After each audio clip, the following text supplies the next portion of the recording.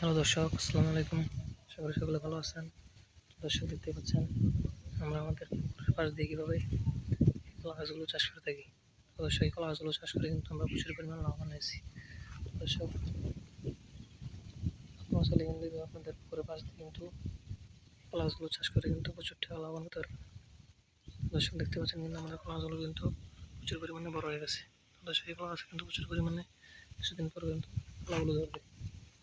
সেই কলাগুলো কিন্তু আমরা তুলে নিয়ে বাজারে নিয়ে বিক্রি করবো, পাশাপাশি কিন্তু আমরা নিজেরাও। তো দর্শক, আপনারা চাইলে কিন্তু আপনাদের পুকুরের পাশ দিয়ে কিন্তু কলা গাছগুলো চাষ করে কিন্তু প্রচুর টাকা লাভবান করতে পারবেন।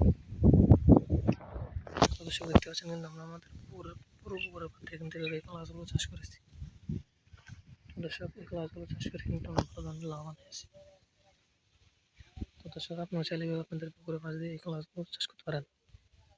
তো দর্শক, এই কলা গাছগুলো যদি আপনারা চাষ করতে চান, তাহলে আপনাদের এই কলা গাছের চারাগুলো বাজার থেকে আনতে হবে। তো সেই চারাগুলো আপনাদের পুকুরের পাশ দিয়ে এইভাবে রোপণ করে দিলে আপনাদের কলা গাছগুলো আস্তে আস্তে বড় হয়ে যাবে। তারপর সেই কলা গাছ কিন্তু বড় হয়ে যাওয়ার পর প্রচুর পরিমাণে কলাগুলো ধরবে।